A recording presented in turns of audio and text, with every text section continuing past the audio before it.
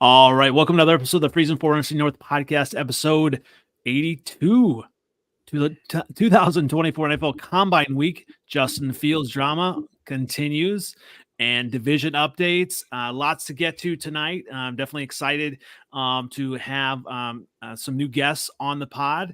And first of all, I want to welcome Will Wright. As we get started, where can everyone find you on social media and even tomorrow? Well, they can find me on Twitter at WillWright06. I got another platform, MODG Podcast, where we're giving a lot of great insight on Bears content, the draft, a lot of the players that we need to identify to fill a lot of the voids. And same thing on YouTube, Will Wright 34, MOD, Monsters of the Gridiron Podcast, where it's pretty much Bears 365 24/7. That's what I love to hear. And where are you going to be tomorrow?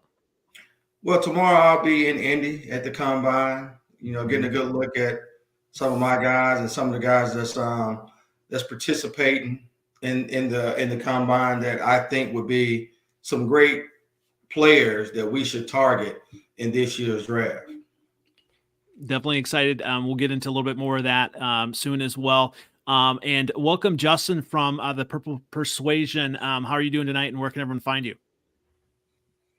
Yeah. You can find us at TPP Skol on Instagram and Twitter, which Twitter's our main, or X, now they call it these days. But we also have a platform on YouTube. It's The Purple Persuasion on YouTube. Awesome. Thanks for joining us. And as always, in the final spot, seventh letter, where can everyone find you? You can find me on Twitter X, 7th letter 4 on Twitter X, same OG on Facebook and Instagram, and on top of the NFC North. Yeah. I'll let you say that for now. Yeah. Until further notice. You can find me on NFLOutdated on Twitter X, on YouTube, and we are actually on the good old TikTok now at Freezin #4 pod. Follow us on there. Definitely put a lot of content out on there, and there's going to be possibly some more content as well. I've got stuff prepared just in case my guy Justin gets traded, and also got some other stuff, some I told you stuff in case it doesn't happen. So lots to get to on that. Seventh letter, you know that Justin is my guy, right? No, it's more than your guy, man. Almost an apologist. Hey, I'll take it. If he didn't have so much potential, you'd be an apologist, definitely. Well, let's get right into that. Now, Will, you've been right in the thick of things when this whole Justin Fields and Caleb Williams talk, and obviously, we've heard a little bit from Ryan Poles. What are your thoughts on this, and any end in sight? Well, my thoughts that, Poles is giving a masterclass as far as not allowing anyone to know which direction he's planning to go. Like everything that he said, it was textbook, it was professional. At the end of the day, we're in a very unique position, which we are, having a number 1 pick and, one of the top premier talents at quarterback to come out as projected by the draft analysts. And Caleb Williams, it is a unique position, but it also, when you listen to him, okay, if Justin is traded, if they decide to move on from Justin, you want to make sure that that's done correctly as well, because in 3 years, Justin has been a loyal soldier, and, he's been a great leader. We haven't heard any news as far as, any drama, and, he's been a standard quality pro.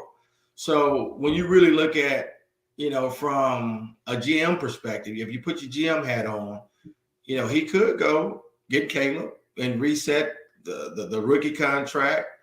But me personally, I would prefer to keep Justin, trade that number 1 pick and get a haul, because to me, it wouldn't just be a trade down to Washington. I see several teams that want to come up and get Drake May or Jaden Daniels, where, right now we're slated to have first and ninth pick, but then the next pick isn't until 75th, which that means we have no second round picks. And, after going to these bowl, the Senior Bowl and Shrine Bowl, it's so much premium talent in the second and third and fourth and fifth round where we can get 4 or 5 starters to really mesh with the holes that we have. And me, like I said earlier, I would stay with Justin just based off of if you take care of the areas, primarily the trenches, and get at least 2 more wide receivers, which we can do just in the draft this year, like a Malachi Corley in the middle round, second or third round, Xavier Legette, late second, early third round. Like, you plug in those pieces, then again, I think that we contend heavily for the North because, no disrespect to the Lions, but we did pretty much dominate them for 56 minutes out of 60 minutes. Seventh letter, yeah. Right. So being at that game in Detroit, I was like Justin. I was dancing at the Ford Field and watching everybody depart Ford Field, and then at the 4-minute mark, it was a epic collapse. So I don't know. I just feel like it's a great show that, and it might not be a show. I could be wrong, but I think deep down it's a great approach that Ryan Poles utilized to basically say, okay, if we move off of Justin, well, you got to bring some compensation up there for Justin. But if we move off this first round pick, you're gonna have to bring some compensation for that as well, because realistically, they could do something uncanny and say, I'm gonna keep Justin and draft Caleb Williams. Now that's highly unlikely, but it's a scenario. So buckle up on this roller coaster because it's about to be a hell of a ride. All right, we had the lead at half in both of those games. It looked like y'all was kicking our ass, but y'all wasn't scoring. But we had the lead at halftime in both of those games. Okay, I'm sorry. Go ahead. I hear you. Yeah, I gotta hear Andy say that every week, my guy. Every week. Jeez, Louise. So here's the thing. Obviously, everyone's in love with Caleb Williams. And maybe you'll get a chance to see him a little bit tomorrow walking around. I think he sounds like he's there. Obviously, he's not going to participate, but you hear on Twitter that, people are kind of walking by him, Caleb Williams, and he's not all that impressive as far as physically. And so that, that's an interesting thing. And, I do love what Ryan Poles is doing. Everyone's trying to, go one way or the other, say, oh, he's doing this because he said this, he's doing that. And it's just, I'm just sitting back. It hasn't happened yet. Fields hasn't been traded, but you look at Fields, and I'm not sure if you've been next to Fields, but obviously I've heard that he's a pretty impressive physical specimen. Justin Fields is up close, isn't he? Yeah, I met Fields at the Kansas City game, and he's a 6'3" stout, 230, and great kid. We talked for about 30, 45 minutes prior to the pregame walkthrough, and very intelligent, very smart.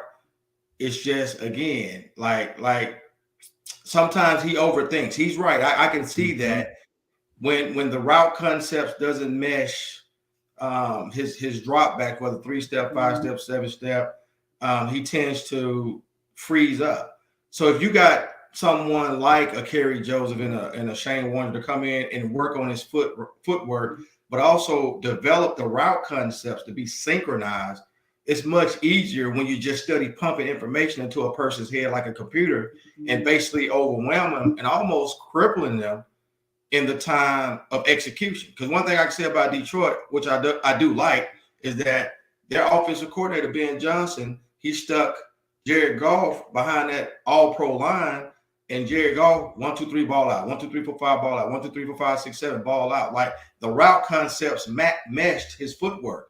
So Justin, ever since, even with Matt Nagy and Bill Lazor, it was kind of choppy then, and then it changed again under Luke Gessie and Andrew Janocko. So I think having a seasoned veteran, now bringing in some concepts, whether we're running 11 personnel, 13 personnel, more position groupings that will fit Justin's skill set, I think that'll be advantageous to get even more out of Justin, because at the end of the day, he's a big game hunter. We talked about that, but he's been that way since the 707 when he destroyed Trevor Lawrence and, from Georgia to Ohio State.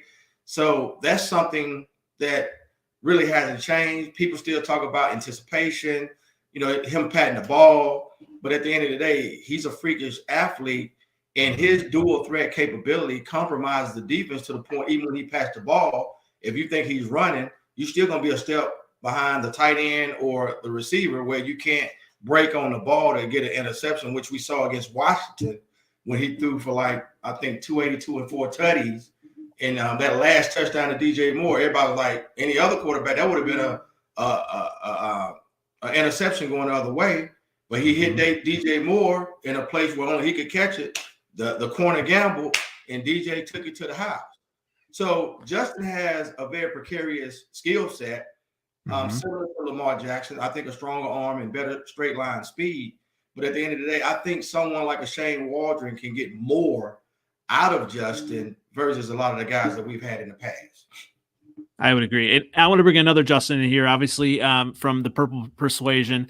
When you think about the Bears, are you more worried about Justin Fields or maybe a Caleb Williams or another rookie? When you go into the next year in the future, facing them in the division. Yeah, it's a great question. I'm kind of a Justin Fields fan, to be honest. I think he's had a lot of problems, but it could be corrected. And he's had a lot of OCs and changes with coaching and everything. I think he needs the right scheme to fit his, what he wants to do and his abilities. But I'm a fan, and if they trade him, they trade him. Every rookie that they get, it's still a wild card. Caleb Williams could be the greatest quarterback here that we have ever seen in the last 20, 30 years, or it could be a total bust. And it's a total wild card. And, I think Fields got the right personnel, especially on the offensive line for you guys, for the Bears. I like DJ Moore. I think he's got a lot of potential. I think you guys need to add definitely another more prominent wide receiver too. But, if I was the Bears, I'd keep it and sell that pick for a haul. Absolutely. Well, let's go ahead and just kind of transition then for you, because obviously there's a quarterback, interesting conversation within Vikings fandom as well.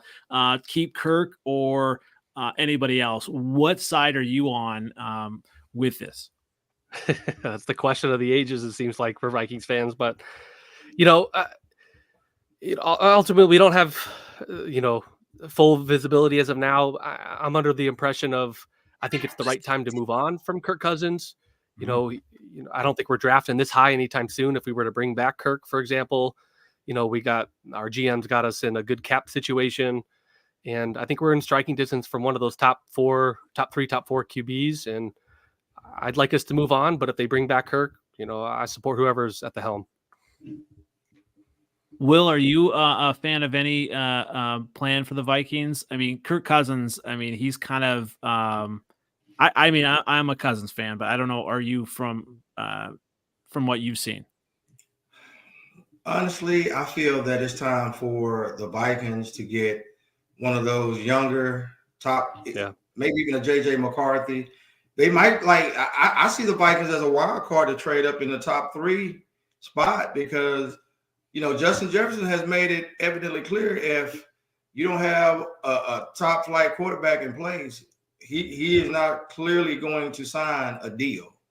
And again, I think he might be bluffing, because if they turn around and make him the top wide receiver in the league and he basically rewrites, the contract and years for the wide receiver, be number 1, I don't see him turning that down. But if you don't have no one to continue to throw you the ball either to help you continue to ascertain those numbers, then I can see the frustration where I can see where he wants Kirk Cousins to come back, because Kirk Cousins is going to feed him the ball. But, at this point, I think it's time for Minnesota to look for someone that can come in and give them some substantial growth long-term and grow with Justin Jefferson, because, giving Kirk Cousins, $45 million.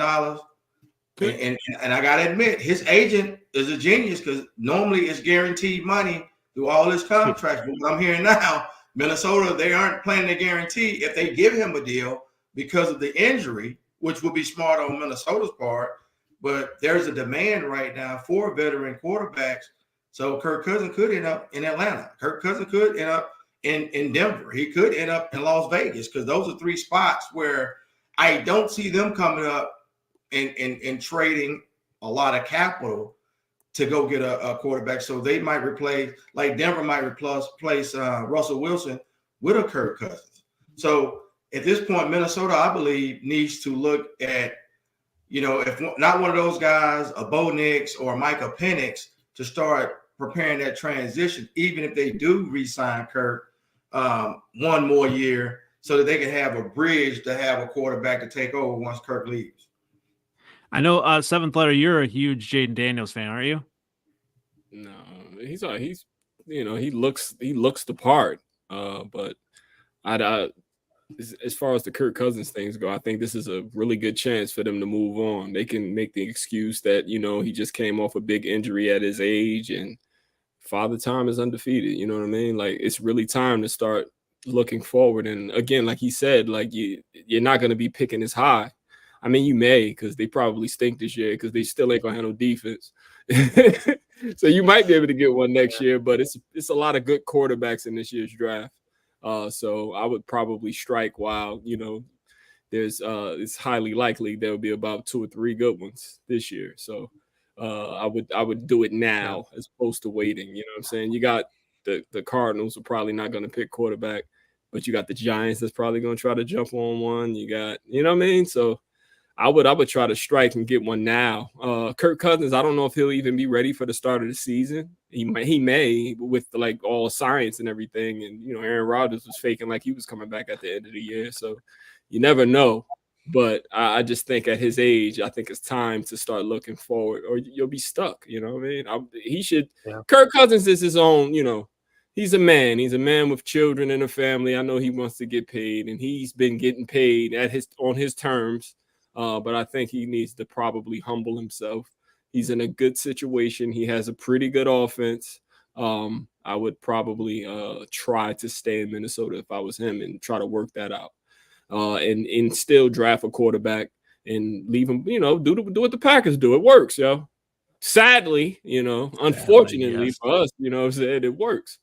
And that's pretty much the smart thing to do, Justin, would you rather have so this is always the quandary. I feel like I was with the Bears for a while. Obviously, Seventh Letter, you've been with me for a while. A couple years ago, I was like, let's tank. I'm good, because we knew the plan. We had to do that after Nagy. Would you rather, obviously start over new quarterback and go like 3-14, or roll it back with Cousins, maybe 9-10 wins, maybe get in the playoffs? I mean, where's your head at on that? I like a competitive season. I think, especially ownership and people that make money off fans and everything like that, they want to win games. But at some point in time, you have to take a step back to get better. And that may be the case this year. Kirk's going to win you 9 games. He's going to win 10, maybe sneak in the playoffs, maybe win a game or 2 at best.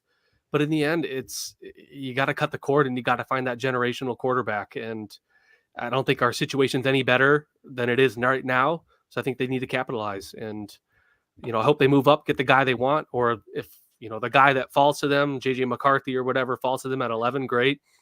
But, I don't think they brought in our GM just to clean the salary cap, get it clean and get us younger. And then all of a sudden, let's just re-sign and commit to Kirk. I'm on that fan, and I think that's a big tell. So we'll see what happens here in the next couple of weeks. JJ McCarthy giving me like Christian Ponder action. You know what I'm saying? Don't say that. PTSD. I don't know. You watch Michigan games? Like, I don't know. I watch Michigan games. I want to see him up close. He's a winner, though. He's a winner. Yeah, he is. But he's a winner. With that being said, I want to see him up close in action, at the combine, at his pro day, because we didn't get to see him on the deep routes, the intermediate routes. I'm talking about consistently, like we saw Bo Nix and Michael Penix and Jaden Daniels and Caleb Williams and Drake May. We didn't get to see him off script. We didn't get to see him after the plays broke down out of structure when Blake Corum was carrying the rock and carrying the majority of the Michigan offense. So everybody's projecting him to be top 5, top 7. Like, I didn't see it throughout the season when I went back and looked at the tape. So it's like I'm trying to figure out what the scouts are looking at that we're not having inside info or being privy to, because I don't see J.J. McCarthy over Bo Nix. I don't see J.J. McCarthy over Mike Penix. Hell, I barely see J.J. McCarthy over Jordan Travis and Spencer Rattler, if you want to be honest. So when you look at Jordan Travis against LSU, the first game of the year, and I'm a diehard Florida State fan. So like anticipation, athleticism, dual threat. Like if I put him and JJ side by side, to me, a healthy Jordan Travis, he wins in a landslide over a JJ McCarthy. So I guess we'll see it in short, because again, let's think about it, guys. Over the last, let's just say 2, 3, 4 years, the Trey Lance, he ended up being a bust. When we went to the combine and these guys throwing across their chest and they like, oh, he's generational. Like, but when the season started, you put them in structure where they couldn't be in shorts and off platform, and had to be behind center or in shotgun. You saw that they weren't generational. So I don't get caught up in a lot of college tape, especially if you're playing weak opponents. The USC, their schedule in the Pac-12, let's be honest. If you look at the top 25 ranked opponents the last 2 years that Caleb faced, his numbers are average at best. Great May, average at best. Jay Daniels, he performed the highest out of those three because he's in a pro system. So when you look at the Zach Wilsons of the Mac Jones, like those guys were deemed as top 10 quarterbacks, and we saw that they weren't. And they were put in, like Trey Lance was put in a great situation with the 49ers. Yep. Brock Purdy, Mr. Irrelevant, he thrived in it. How you going to tell me, how did Trey Lance not?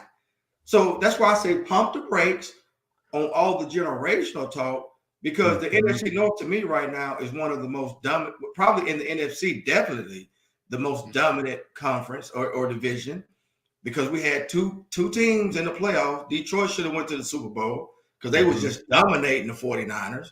So that's why I say the Vikings look good. Really, they just didn't have a quarterback after Kirk went down because Jaren Hall was trash. The kid they got from Arizona was he did. Josh Dobbs, he did all right. And then my guy from USM, Mullins, bro, he was terrible. So it's like the Vikings defense was handling business, but it was the offense that held them back. So the North, to me, if they keep, all 4 teams should improve through the draft and through free agency. So, I feel at this point they need to get a younger quarterback, the Vikings, so that they can groom him and compete and just realistically cut ties with Kirk Cousins. I think it's time. Yeah, we've seen enough. Kirk been in long enough. We've seen enough. We know how far he could take you. I don't know. He was doing about that. He was doing pretty damn good to start the season, though. If he hadn't gotten hurt, I don't know. I mean, he actually looked better without JJ. That's when I was like, oh, all right, he got something going. He's using Hawkinson, he's using Addison, he's using Osborne. He looked better without JJ. Because when JJ's in the game, that's all he's looking for. With JJ and Cousins, I'm not afraid of the Vikings because I know. It's like when Aaron Rodgers had, what's the name? You know what I'm saying? Yeah. And when the Bears had Cutler and Brandon Marshall, you knew that he was going to force it to Brandon Marshall. You knew. Interceptions, whatever the case may be. All you have to do is have a corner underneath and play robber coverage and have a safety over the top. He was going to try to force it because he had a strong arm into Brandon Marshall. Yep. So you're right. They did look better without JJ, but guess what? JJ's back. So at the end of the day, when you got the number one Randy Moss at this time at that position group, you got to bring in a quarterback that can meet what he wants, or else that's going to disrupt the entire culture of the Minnesota Vikings. Yep. And Justin, you're not in the camp that says trade JJ, are you? No, absolutely not. That's That's not even a doubt. I mean, do I think it's a 0%? No, I think that's unrealistic, and you're putting your head in the sand. Anything's possible, and I think they've definitely fielded calls. And like our GM said yesterday, it's not, you don't keep the blue chip players, you don't trade them. So I don't think he's going to be traded. I think it's next to nothing. But at the same time, I think especially this time of season, the off season, you don't know what's going on, and you got to find topics to discuss. I think it's, for the fans, it's appealing, but in the end, not a fan, not going to happen. He'll be here for a while, so looking forward to it. Even if he was like, I went on Dave Minnesota Sports Talks podcast the other night, and he was trying to tell me that if they did trade JJ, there would be like 2 first-round picks. I was like, I mean, I don't look at all that stuff, but I don't know if a team would give up 2 first-round picks for a wide receiver. I think for him. Funny you ask. I just got off the show. I got off the show with Dave here just a little bit ago. Oh, yeah, but he's worth 2 first-rounders. I think you don't even pick up the phone if it's not 2 first-rounders. I think he's worth 3. But I think what did Tyreek Hill get? He got 2. He got 2 first-rounders. Yep. And he's better, in my opinion. He's proven it, and he's younger, and he's less drama city. If you guys seen the news with Tyreek Hill the last day or two with everything, so it's 2 first-rounders. The conversation started.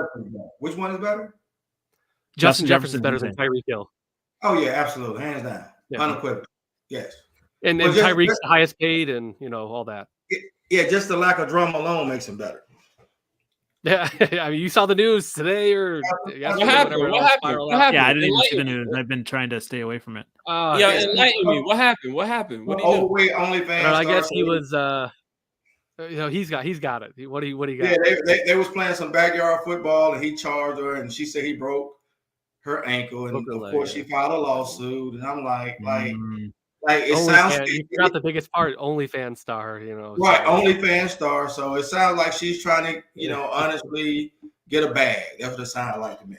But I don't even understand why Tyreek would even. Me personally, if I'm Tyreek and you come to my house, before you come in, you're gonna sign a waiver. Before I go to your house, you sign a waiver of liability.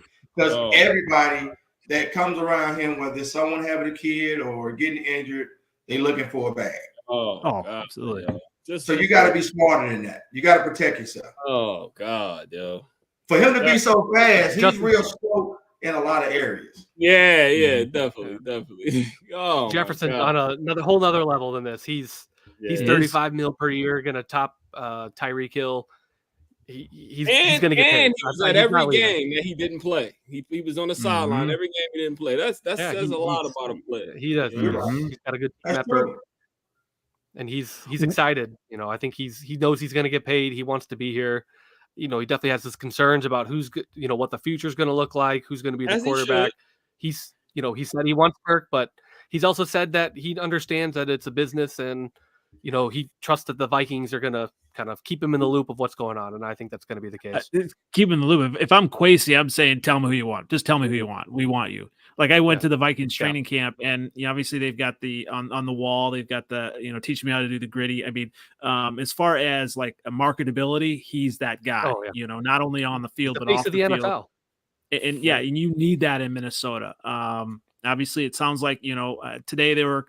It came out that they were voted second in the NFL by the players. Just everything overall. I mean, facilities and everything like that. So I think that helps. So. Yeah, all the players that was on the Amara podcast, they say that's their favorite stadium to play in. Like, it's a real nice stadium. It is. I went there for the Final Four. It's Yeah, it's a good stadium. It's got a lot of good stuff. But at the same time, I looked at it like the Chiefs are getting Fs and all this stuff. It's like, well, Fs win Super Bowls. I don't know. Do you want to be the A? Do you want to be the C, D, F? I don't know. Oh, give me a lot ring, of debate on Vikings Twitter. It's like, we got these A's, and then it's like. Patrick Mahomes wins Super Bowls. Clark Hunt it does not. So, Will, I wanted we have to get some Packer content on here. So I'm hoping you're helping me out. Seventh letter, you know where I'm going with this, probably. He does not like Jordan Love. He has a problem with him. I think.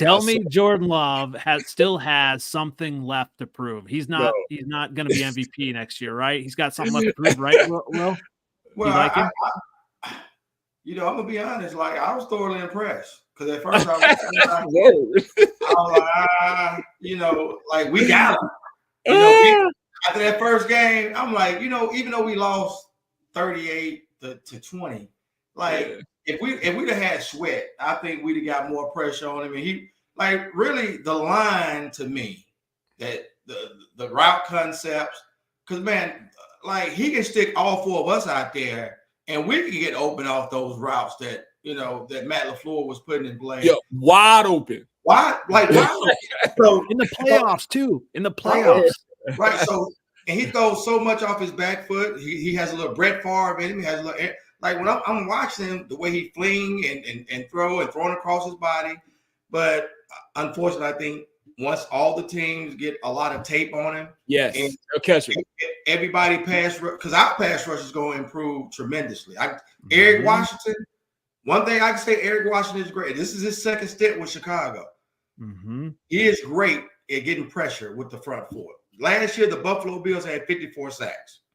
If you go and look at his track record with Carolina, with Julius Peppers before he came to Chicago, like, he knows how to generate pressure. So if you get pressure on Jordan Love, guess what? He's going to throw it up. And we got one of the better secondaries in the league. And I think the line's going to get better in the secondary. And I think the Vikings will get better in the secondary because the draft has some great corners and some great safeties. So I don't see Jordan Love replicating the season he just had. And really, I see the Green Bay Packers as a whole regressing. I know people don't want to hear this, but I see the Packers regressing. I know they got 8 first-rounders on defense. But I think, again, going into this year, I think defenses are going to figure out how to play Jordan Love, and they're going to take away his sweet spots. They're going to become more exotic in the pressure because, honestly, the Vikings, that one game, they did good as far as getting pressure. But that second game, he sliced and diced them because wherever they were blitzing from, he had a wide receiver running to that spot. Mm-hmm. But that was a good job by Matt LaFleur to scheme up the routes to fill those voids that what's the defensive coordinator for Minnesota? Brian Flores. Flores. Yep. Like Flores, he was hot for like the first 8 weeks. But when you like Jordan Love, he did start to figure things out. But I think this year the defense is going to catch up to him, and I just don't think he's going to have the same level of success. And the Packers are going to come down to reality. That's what I'm predicting. That's what I'm forecasting. I like that. From your lips to God's ears, my friend. I love seeing Detroit and Minnesota because, like, you get tired of seeing Green Bay. Like, to me, it's good for the NFL when you have the competition. The competition is great. Being in Detroit, being in Minnesota, like, the fan bases was great. Like, I was in the stands dancing, having a good time because it was competitive. The Vikings game both games were competitive, and both Detroit games were competitive. But, like, with Green Bay, like, I think we're tired of the arrogance from Matt LaFleur. We're tired of the arrogance. You hit a GM this week. We don't hang up division titles. I heard that. I'm like, wow. Come on, man. Like, I to sink my teeth in them bombs this year. He almost lost his job to Aaron Rodgers, and now he's cocky and arrogant. Yeah, get out of here. You don't hang division banners up. I'm like, bro, you won 1 Super Bowl with Aaron Rodgers and with Brett Favre. And if the Bears would have knocked you out in 2010, you wouldn't have won that Super Bowl with Aaron Rodgers because we had him on the ropes. Mm-hmm. And like Denny Green said, we let him off the hook. Y'all let him off the hook. Seventh letter. It's probably good that the good old Reverend is not here tonight because he's in heaven. he know he going to the Super Bowl because the Packers competed well in the playoffs this year. I just don't think that the LaFleur always dials up something real good for the Cowboys anyway. You know what I'm saying? Like, they just can't beat them. They just can't. Like, Dan Quinn cannot beat them. it is what it is. The Cowboys can't beat them. So I knew that it would be just the way the Packers play offense. I knew that they didn't have like the corners. Like that was the Cowboys' weakness. Even after Diggs got hurt, like their secondary, even though homeboy had all them pick sixes, like man, them double moves was they very, very ball thirsty. Man, and the way the Packers run those routes across the field through everybody, I'm like, man, it's over. They're gonna blow them out. And I already knew. I turned off the TV, turned back, it's 21 donut. Like, oh, I know. So the biggest thing. I say the biggest thing with the Packers now, like, it's hindsight is 2020, right? I mean, you see all these wins and you see, Jordan Love leading the Packers to beating the Cowboys and everything. But lost in that is they fed Aaron Jones early and often, right? And I think that was a huge factor as well. Obviously, that was in the Bears' first game as well. I mean, and a lot that's it's on LaFleur. Playoff teams are built for those months. I can't really truly remember a team that just passed the ball 1,000 times on people, you know what I'm saying, and won the game. Like in December into January, and you got to run that ball. You got to be I honestly believe like we were playing with house money. Like we had a lot of holes on our defense. I honestly did not expect to get this far as we did because I knew like we had no secondary. But we had that old line, and we can run that ball on you 30 times if we had to. And I knew that we would give a lot of people trouble with that. And if you look at the Giants, the Patriots, look how many times Mahomes and them run the ball. Like they run the ball a lot. Everybody runs the ball in those months, and that's how you win. And Aaron Jones is still a capable back, and they were able to crack block. They were just killing them with the same play. Then we bought it to them the next week, killed them with the same play, like they like the 49ers low. So those months, even if you aren't getting 4 yards of carry, it like those effective yards, good 3 yards, thirds and shorts, like that's the playoffs. Like that, it's a game of inches. As you see. Oh, seventh letter. Like, are you, are there any specific players that you're liking for the Lions? Like, obviously, draft wise, free agent wise, that you'd like to see them sign? I saw a couple of things that kind of intrigued me. There's some teams with like cap trouble that we might can trade and steal a cornerback from. You know what I mean? Like Lattimore or something from the Saints. You know what I mean? I just need a veteran cover corner. Where we're at right now, we're like a few pieces away from getting over the hump. The hump is the playoffs for me. But I mean, from where we went last year, to the NFC Championship game, like we need corners because it was very evident, like that was our weakness. The whole, that game, the game, every game in the playoffs, to be honest, Mike Williams, the end of the season, wide receivers was putting up the craziest numbers on us. Like you just start whoever's playing, like whoever's the number one receiver, start them on your fantasy against us. You know what I'm saying? We need corners. So if we just go draft, I need something up front, I need a pass rusher and I need a corner. Now I'm willing to draft the pass rusher. But I need a veteran cornerback. And because Cam Sutton, he's not that bad. He's not number one. He's not a number one cornerback. And we put him out there and we kind of hung him out there to dry on the island, doing all that blitzing and stuff. And he kind of, they ate him up. So if we can trade for like a Marcus Lattimore or something like that, I will be very, very, very, very impressed in Brad for that one.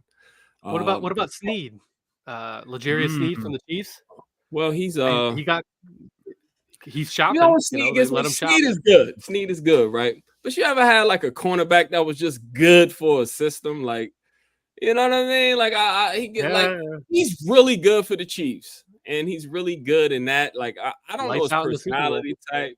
He's a really good cornerback. Like the Chiefs are blessed with like they honestly have the best secondary in the NFL, in my opinion. Like they can cover better than anybody. They cover everybody. They were able. Well, they have a great defensive coordinator too, right? Oh yeah, and Andy Reid just hit the jackpot where he got a defensive coordinator that ain't never gonna go nowhere. He can't be a head coach. You know what I'm saying? He ain't going nowhere. And he did that for the Giants. Three tech too. That three, like that's the engine. Like they made Chris Jones. Yeah. To see Detroit, they caught the Chiefs without Chris Jones and Kelsey. Yeah. You know what I'm saying? I'm telling you, man, we probably could have caught him slipping, man. I'm gonna be honest, man. Early in the year, man, it wasn't we didn't score a lot. Remember, we only scored one touchdown and had a pick 6. Yeah, Brian Branch took one to the crib. Right. We only did like that. So they would have had to still stop us. You know, they really couldn't stop the run that good. They played good against San Fran, but you can run on them. That's what we do. We play off play action. So, you know, like I think we could have caught them early in the year. Now later in the year, that's a different story. But early in the year, yeah, I think we could have still came out on top on that one. Now, they probably would have threw a little bit more to Kelsey and not to Tony. You know what I'm saying? But you know, Tony helped us win that game. Tony lost that game for them. Yeah. Let me tell you something. Kadarius Toney and MVS, and them boys can't catch a cold nigga in the North Pole. You hear me? They can't catch. He just got cut today. MVS, Valdez, $12 million out of the door. He out of there. Yeah, he got his ring though, and he played good in the playoffs. You saw the catches. You saw like who catches the ball like this? Yeah. But even that touchdown, he was like, like he was wide open, and I'm like, bro, he almost dropped it. Yeah, I said, man, he wouldn't have made it. He would not have made it out of Vegas. I'm telling y'all. Yeah, definitely. So, Will, some of those positions that Seven Player talked about being a need for the Lions, are there any players that you kind of see or that you're looking at when you're at the combine this week? That cornerback out of Toledo, I think he'll be a good fit with the Lions because he's like a lot of these corners that I met at the Shrine Bowl and Senior Bowl, they prefer man press over zone. So if you run a lot of man, like it's a lot of value in the draft that you could get. And like you said, the Lions they do need another edge rusher opposite Aiden Hutchinson. You know, even if they're going to rotate him. So, you know, they go get a Dallas Turner or go get a Latu. Like, that'd be a good fit for the Lions because I think by the end of the year, the Lions was running our former Bear Kendall Vildor. And I'm like, Vildor was getting taxed. Like he played good. Yeah. Until the end. He should have had a pick, though, but he tipped it up to Brandon Ayuk. Yeah, that should have been a pick. Yeah, like, Andy warned him about me early in the year. I'm like, I like Vildor. He's fast. He was like, man, that shit hit him in the head. I'm like, there it is. That's what you said. It was fool's gold. So it's a lot of good young talent that you could. Because see, now when you start to understand the dynamic, because when I look at all these free agents, like last year, the Bears wanted to bring a lot of the Bears fans wanted to bring in Deron Payne. Well, let's be honest. Deron Payne got his money with the Washington Commanders, and guess what? Guess how many sacks he had? None. He ain't doing nothing. He had 2.5. Yeah, he ain't doing nothing. Yeah, that's you know crazy. What I'm saying? So it's like when you give these guys, and I'm all about people getting their money, but if I give you the money, I expect your productivity not only to stay at the same level, to go up to another level, but also be a force multiplier for everybody around you. Not get your bag and say, you know what, man, I'm about to chill. You know what I'm saying? I'm just going to go through the motions. So I would rather keep getting these rookies that's hungry because they want to come in, buy mama a house.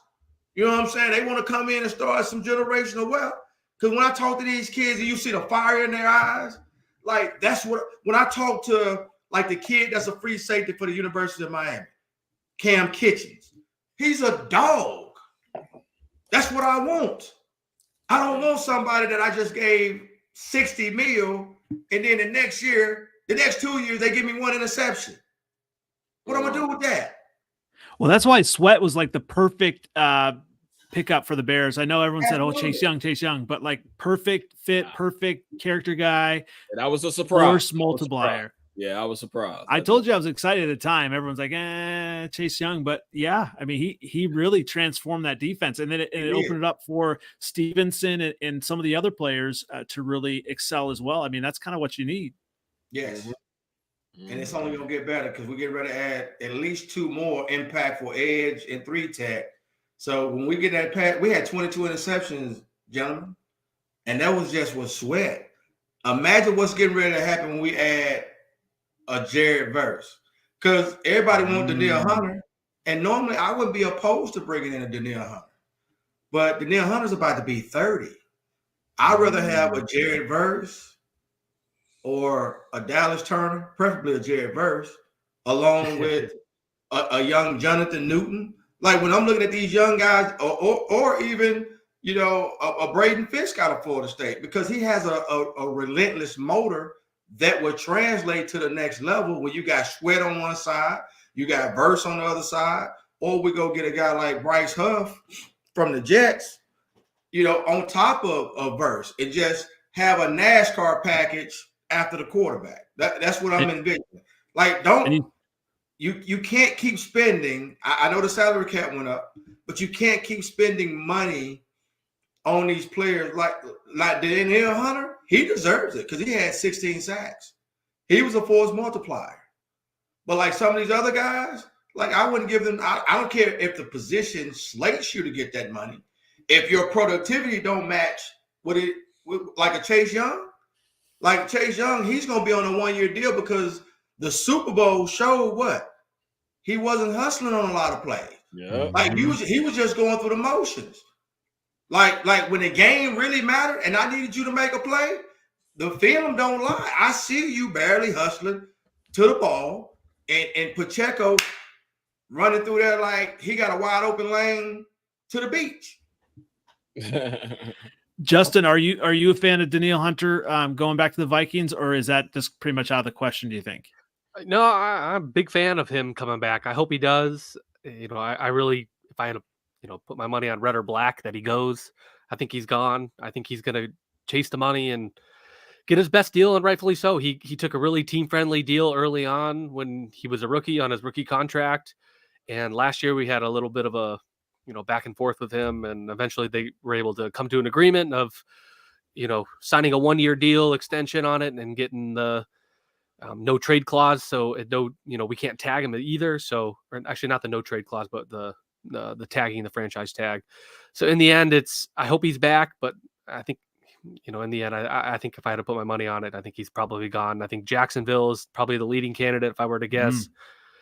I wouldn't rule out the Lions or the Bears. I really do think it's, you're picking a player from a division opponent that can really bring a lot of value. And especially for the Lions, pairing them up with Aiden Hutchinson, I think that would just be an absolute terror of a defensive line I never want to see. So I hope that doesn't happen, but don't rule it out. Well, I was glad you brought the gambling reference out, and I wanted to ask, obviously the Vikings tried to gamble with Alexander Madison at running back. That didn't pan out. I mean, do you think is there someone on the roster that you think going forward is going to be the guy, or do you think maybe they get someone in the draft, or what are they looking at there? Yeah, that's a great question. I think it's Ty Chandler's job to lose. We started Madison. I think our, Kevin O'Connell, our head coach, was a little stubborn to stick with him a little bit longer than maybe what was needed. But he did get kind of the snaps towards the end of the season.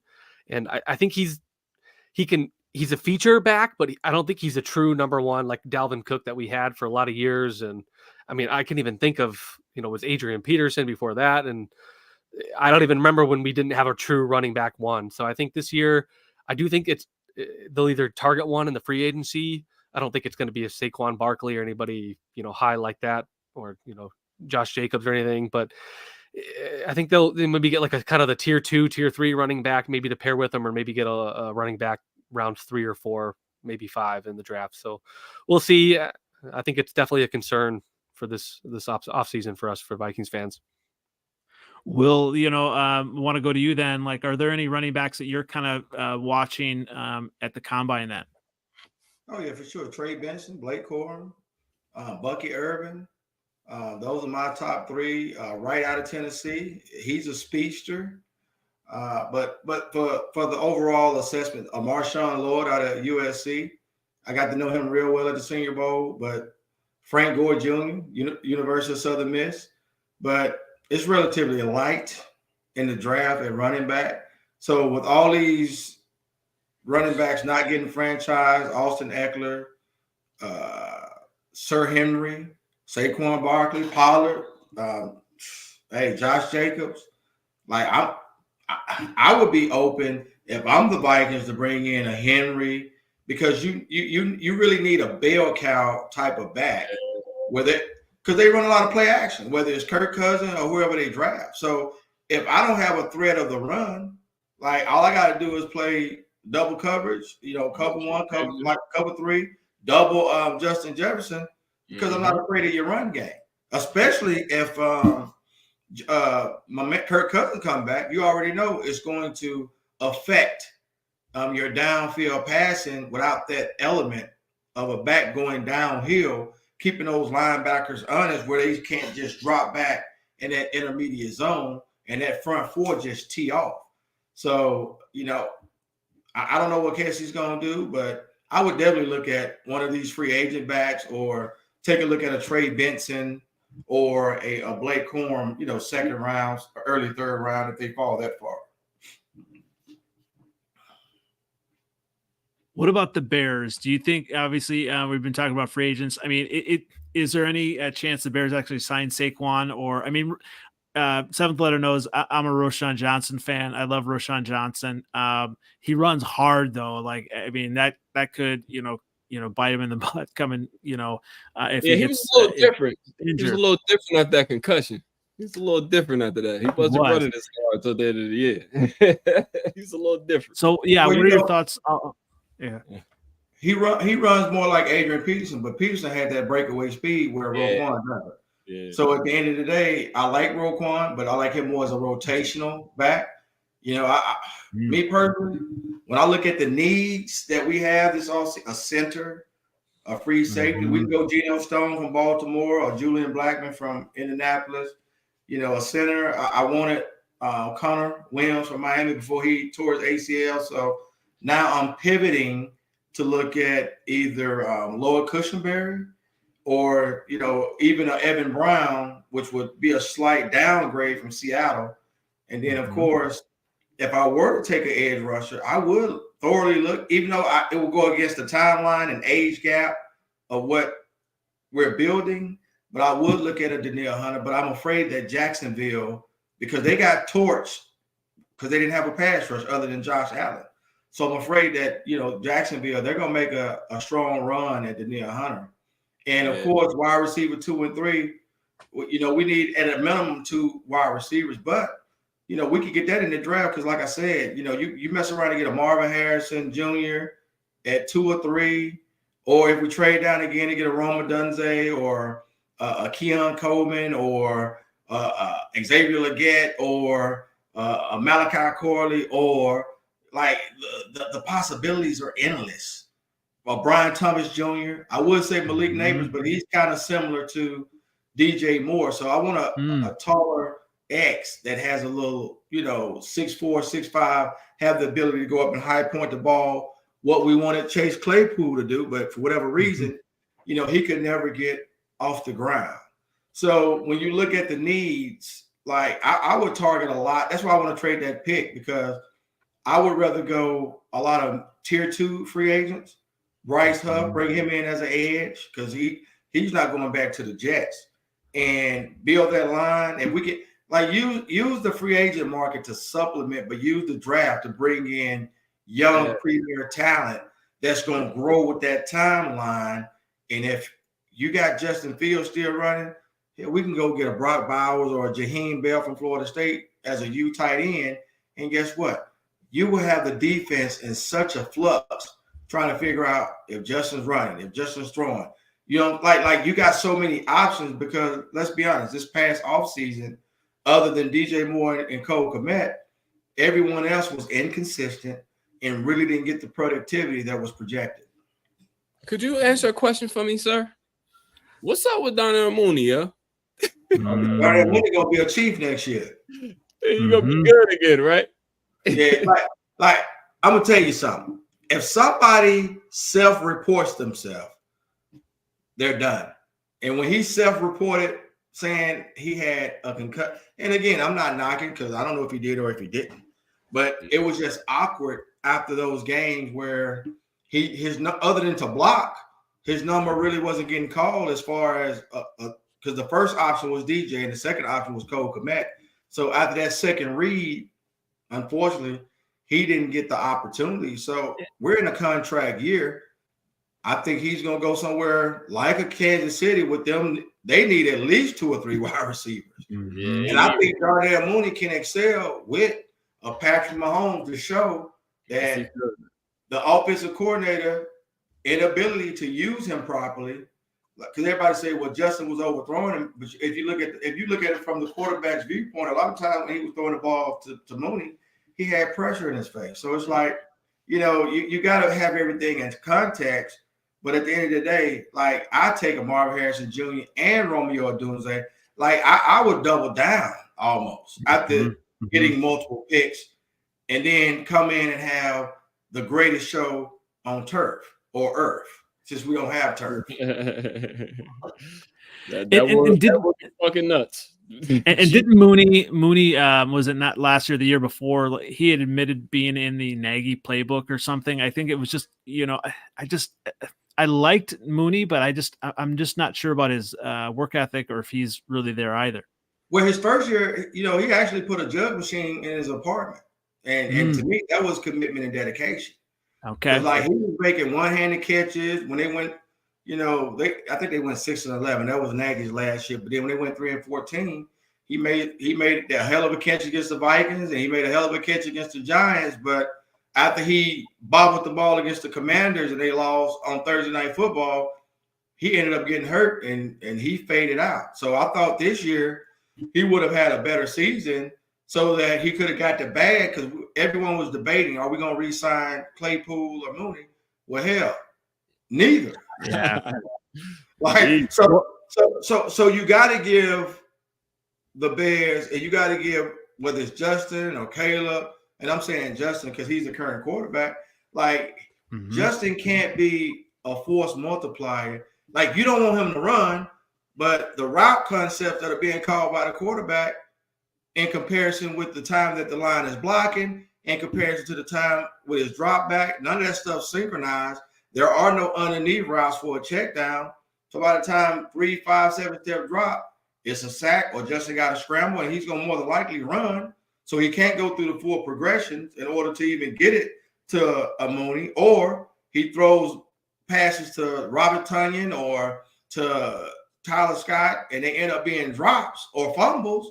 So it's like it's a multitude of things when you look at it as to why Justin wasn't really maximizing the pass game. Therefore, Luke Gessie got fired, Andrew Janocko got fired, and part of the offseason plan, we got to incorporate Shane Waldron, Kerry Joseph, Brown from the Panthers, who's the passing coordinator, Chad Morton from Seattle, who's the running back coordinator. Like, those guys really know how to put together personnel groups, and they know how to put together route concepts that's going to be more advantageous to get more bang for the buck out of the offense. And once we shore up the interior offensive line, which, again, that should be a heavy part, because we need 3 linemen, because Whitehair, he's cut. Lucas Patrick, he's not coming back. Feeney, I don't think he's coming back. That's 3 interior offensive linemen right there that we no longer have.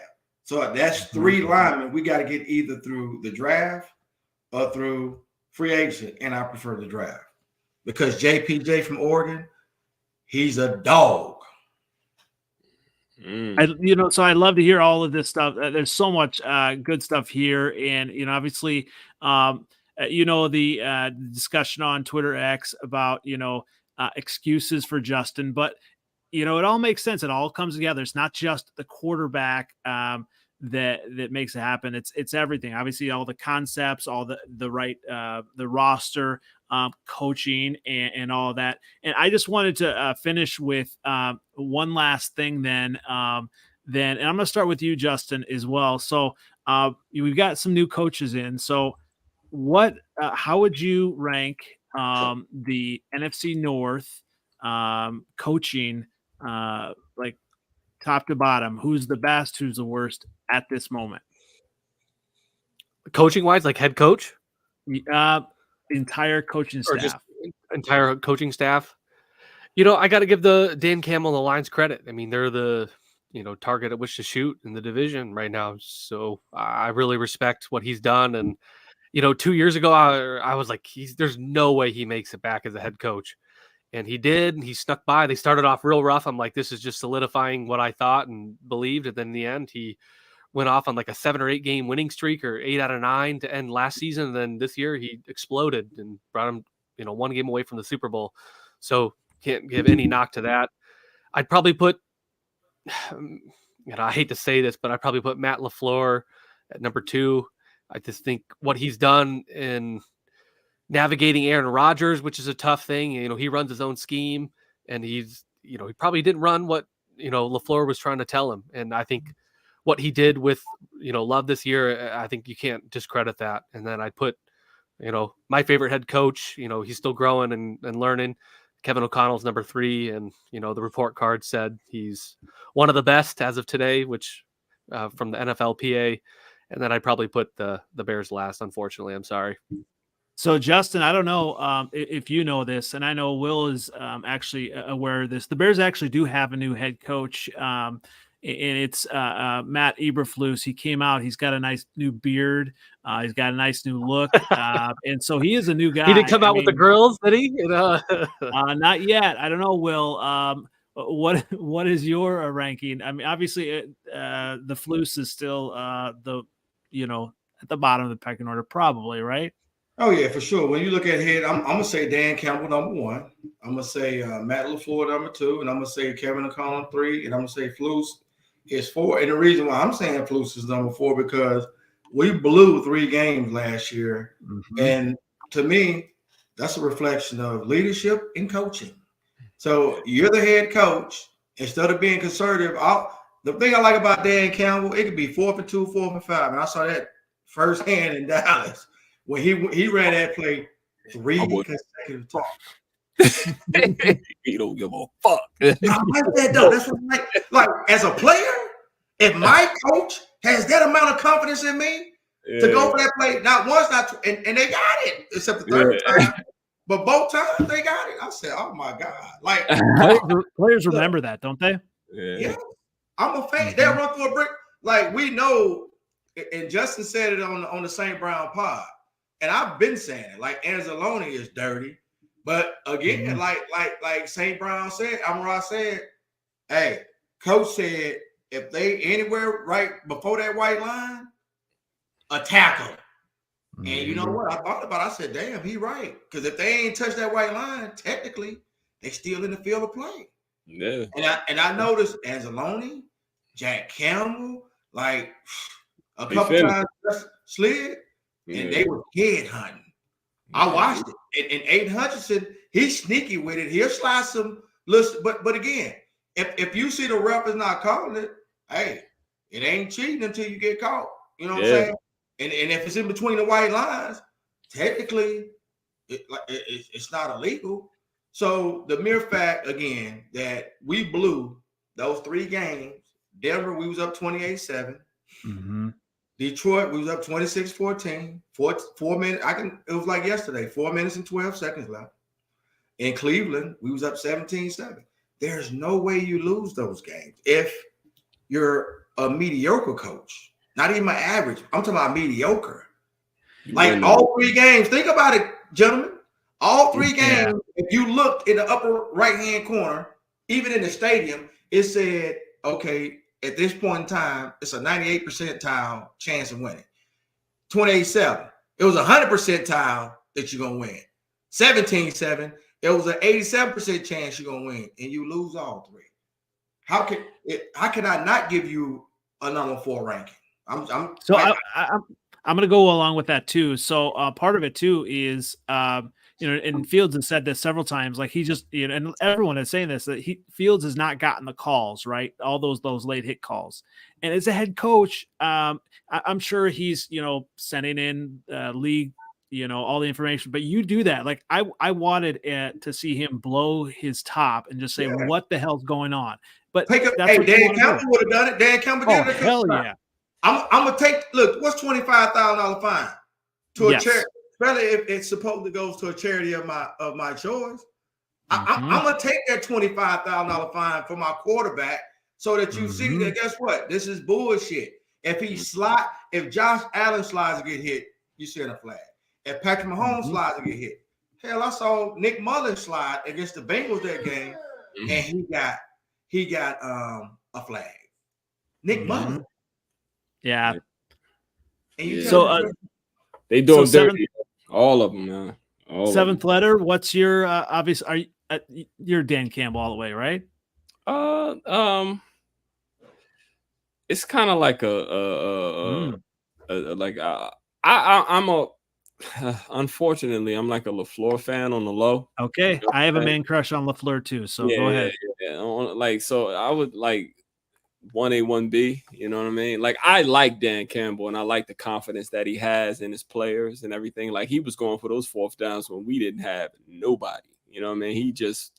He fully, like, he's bought, like, he trusts his team, and and that's a good quality to have as a coach. It's very endearing to the players. But I want my, like, honestly, man, I want a field goal kicker that can kick a 56-yard field goal. Like, I want that. Like, and he just doesn't believe in, like, kickers and stuff like that. At time it works. It's good when it works. You know what I'm saying? But there's a few games where, kick the fuck field goal. You know what I'm saying? Kick the ball. And I just don't think that he trusts his kickers like that. And I think that's actually another part that we should really truly address in free agency or even a draft, like kicker. We need a strong leg kicker that can make some of those long field goals, especially for the playoffs. The playoffs it's truly a game of inches and points. Like, you got to take whatever, points they give that's there. You got to get them. You need them. Because they come back to bite you. You know what I mean? We lost by 3 points. We could have had those 3 a few times. You know what I'm saying? So, even against the Cowboys, like, if we had a kicker, it's a few times that we could have, a few games we could have put away. Like, our record would have been even better if we kicked field goals. I'm going to go Dan Campbell number 1 because I'm a Lion. And I just can never put a Packer above a Lion. But LaFleur is a close second. I actually like the Vikings coach for what he did with nothing this year. Like, that's with a Dobbs, pretty record, with like Dobbs and Orleans, and like I was even when I looked at the Bengals game, I'm sitting there like, how the fuck is this possible, bro? Like, how is this game so close? Like, what on earth? This guy sucks, but he's like he dials up some pretty good offenses, man, for the Vikings, So it's no Viking blowouts, you know what I mean? Like, that's to the coach. That's the coaching staff, you know what I mean? Yeah. If you're talking about a full staff, I like my coaching staff. I like the Vikings coaching staff. I like what the Packers are doing. It's just, you just gotta respect it, you know what I mean? You ain't gotta like it, but you gotta respect it. Like, to run shit as long as they have. You gotta respect it, you know what I mean? And the Bears, I'm not an Eberflus fan. I just don't think he's a leader of men. I think he's a incredible defensive coordinator, but I just don't like him as a head coach. He just does not look like the type of person I would go out there and go crazy for. You know what I'm saying? Like, look at him. He's got a new beard. He's got a new tan. He's got a new swag. He's coming this year. I don't like him. I'm not an Eberflus. I don't like the way they did. I don't like the way the organization did Fields this year. I just ain't feeling it. You know what I'm saying? I ain't feeling it. They was liking the arm wrestler father, the one with the arm wrestling father, more than him. You know what I mean? Because he won one bullshit game. I don't know. I think that was more gutsy. Yeah, feeding. Yeah, whatever, man. They they talk. That's his best. That's probably. Like, I honestly, like, I think he should have. As the head coach, you got like a world-class athlete as your quarterback. Let's use him with his strengths. Like, I know that's what you want to do. He not Aaron Rodgers. We see. Let's play to this young man's strength. You know what I'm saying? And he's willing. He's coachable. He's coachable to a fault. Yes, he know is. What I'm saying? To his detriment, he's coachable. You know what I mean? So, like, he's not a hard guy to work with. He'll do what you tell him. You're the expert. You're the coach. Teach this young man. He wants to learn. He wants to be good so bad. It was like watching the Amon-Ra podcast. It almost broke my heart because it really looked like his confidence was snatched. And that ain't right. Not when you that. It's like looking at Derrick Rose. Like, he was that. You can't like it's sad. It breaks my heart. Like it broke my heart because he's such a likable guy. Like I really like when you do everything right, you just want to see people do good. You know what I mean? And I want to see him do good, and that's just not for the Bears, personally. Bring in Caleb, bring that headache in, so he can fucking make a media storm and stink too, like the rest of your quarterbacks in your history. Please, amen. Hey, he came out today and was all positive about Chicago's deep dish pizza and wanted to be a Bear and all with that, saying all the right things. So I don't know. I'm not anti Caleb. He want that first number 1 pick check. That's what he want. Ain't nobody absolutely. Stupid. You said you didn't want to go there. So if the Bears go with him, I'm good with that. You gotta listen to his full interview because he was like, it doesn't matter. It's all about what the Bears say. It doesn't matter where I want to go. Like if you listen to what he's saying, okay, yeah, I might not want to be here, but at the end of the day, the Bears control. So basically, it's an indirect, subtle message in that. Like, no, I don't want to be here, but I can't come out and verbally say that because everybody already say I'm a little whiny. You know what? You know what I'm saying? So like I'm analytical and I read deeper into what people say. And if the tea leaves are already saying, like he said, I'm a businessman, not a businessman. You know what I'm saying? You know what I mean? Like I go to DC, I'm the man. You know what I mean? Like I'm back at the crib. Like I get all this. Like I come to Chicago, bro. I'm competing with Connor Bedard, Cody Bellinger. Like I ain't gonna be the man in Chicago, but I'm gonna be the man in DC. You know, I'm back at the crib. And check it out. I ain't got no pressure to win right now. The Bears got to win right now, or it won't be no bearded flus or no flus. Like he can go with Dan Quinn. They can suck for the next 3 years. But guess what? Everybody up there in DC more focused on politics. But I can tell you this: if Caleb Williams come to town, look, it's gonna be some ass cheeks in the seats just for him to come out there. They might get blew out every game, but people gonna go support the product because Caleb Williams playing. They're gonna buy the jerseys, the merchandise. Man, Josh Harris, he just want his that's play money. Because let's be honest, Dan Snyder, he ran the Redskins / Commanders into the ground. Yep. So now Josh Harris, that's play money, but he still wants a return on investment. That's why they don't get. Like I think they about to give a historical haul just to come up one spot. I wholeheartedly believe that. And they got receivers, and they got receivers too. So yeah, Dotson. But here's the thing: Dotson and McLaurin, they don't want to be there because they don't want to be a part of a rebuild. Samuels, he's a free agent. Jonathan Allen has already expressed that's part of the reason, even though Chico Rivera was headed out the door, but they was like, look, this shit's dysfunctional.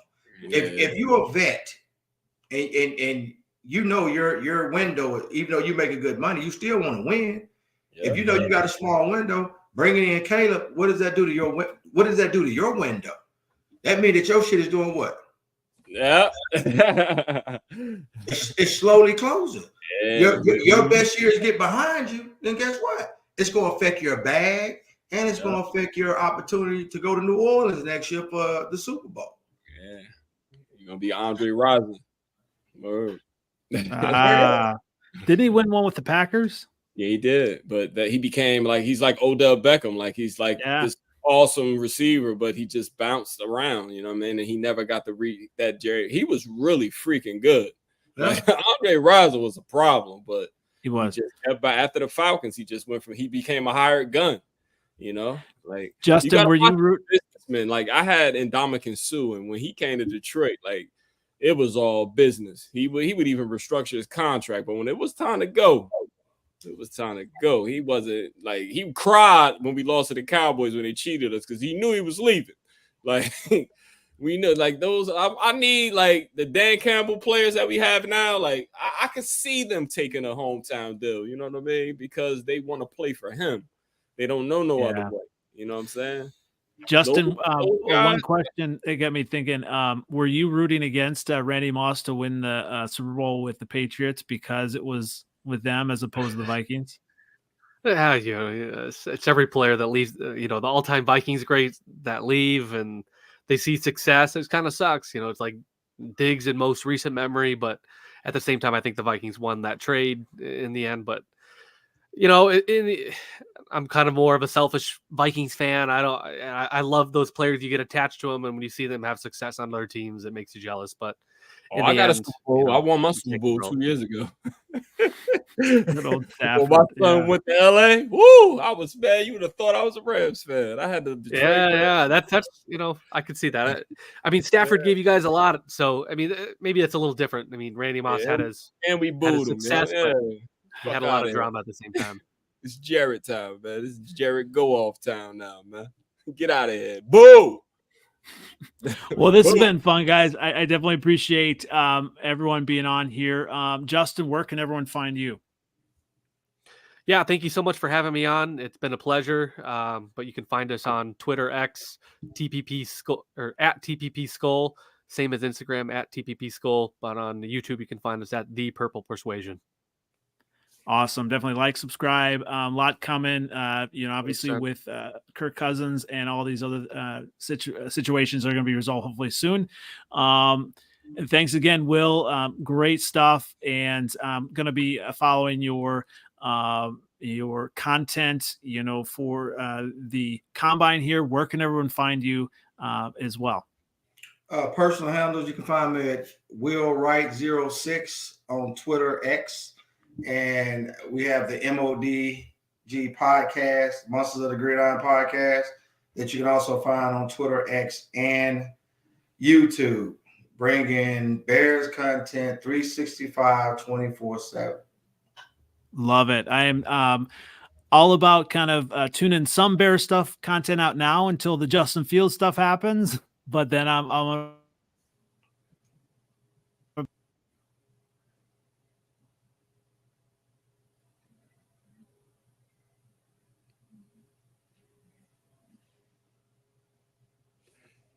look at that. I muted myself. Will, are you going to the draft? I am. It's in Detroit. All right. I'll be there too. So we'll have to connect there. Let's do it. And speaking of Detroit, always in our final spot here now, seventh letter, where can everyone find you? Yeah, man, you can find me on Twitter X, 7th letter 4. Same OG on Instagram and Facebook. Top of the NFC North until further notice. Blue juice in hand. You guys have a safe weekend. Y'all don't do something I wouldn't do, Well, hopefully the Bears will be winning like you did this past year. So sooner than later. But in the meantime, you can find me on NFLOutdated on Twitter X, on YouTube, and you can find us on the Freezin #4 pod on the TikTok. Thanks again, everybody. Once again, this has been the Freezin NFC North Podcast, episode 82, NFL Combine Week. Let's go. Thanks again, guys. Peace. Be safe, fellas. Thank you.